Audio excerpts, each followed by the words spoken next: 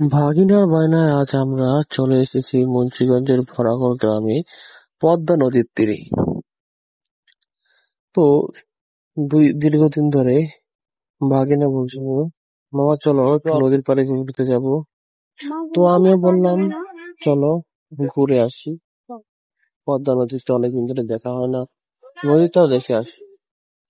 পদ্মার তীরে আসলে এক অন্যরকম শান্তি পাওয়া যায়।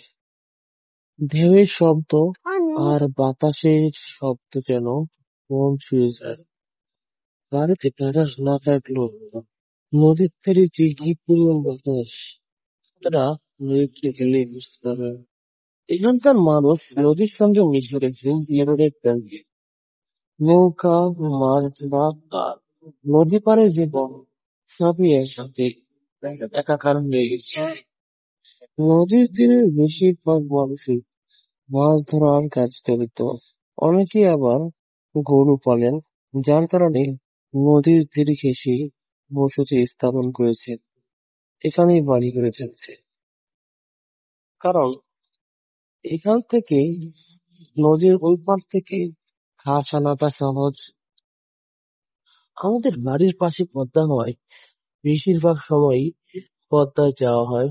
বিশেষ করে বিশেষ মুহূর্তগুলোতে, ঈদের ছুটি, এছাড়া কোথাও থেকে কোনো মেহমান আসলে তাদেরকে পদ্মা নদীতে ঘুরতে নিয়ে যাওয়া, বিকালের আড্ডা সবই পদ্মা নদীর তীরে হয়ে থাকে।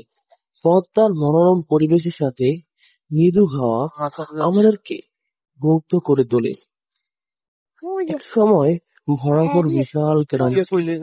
এখানে হাজারো বাসিন্দা ছিল, কিন্তু নদীর করাল গ্রাসে আস্তে আস্তে ভাঙতে ভাঙতে পুরো ভরাভর গ্রামটার একদম নিশ্চিহ্ন হয়ে যাচ্ছে।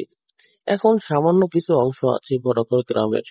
প্রতি বছর বর্ষার মৌসুম আসলে পদ্মার ভাঙা শুরু হয়, কিন্তু পদ্মার ভাঙন রোধ করার জন্য এখনো পর্যন্ত স্থায়ী কোনো বাঁধ নির্মাণ করেনি সরকার বা কোনো প্রশাসন। অস্থায়ী বাঁধ হিসাবে নদীর তীরে জিআই ব্যাগ ফেলানো হয় কয়েকদিন পর পরে।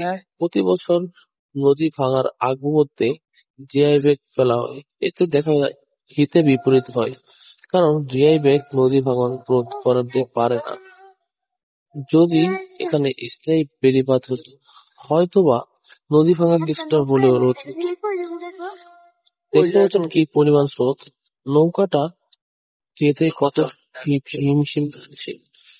নৌকাটা এপার আসে, আবার স্রোতে ঢেউ রয়েছে টেনে ওদিকে নিয়ে যায়, আবার এপাশে আসে, আবার একবারে ওই কোনায় নিয়ে যায়। অর্থাৎ একটা নৌকা যাতে দ্রুত চলে যাবে সেই সুযোগ কিন্তু পদ্মায় নেই। আমরা বুড়িগঙ্গা সহ বিভিন্ন নদীতে দেখি নৌকা চলে একদম সোজাসুজি চলে যায়, পার হয়ে যায়, কিন্তু বৃহত্তম এই পদ্মা নদীর প্রচন্ড স্রোতে এখানে কিন্তু নৌকাডুবির ঘটনা ঘটেছে গত বছর। এখানে একটা নৌকা ডুবে এক নারী মারা যায়।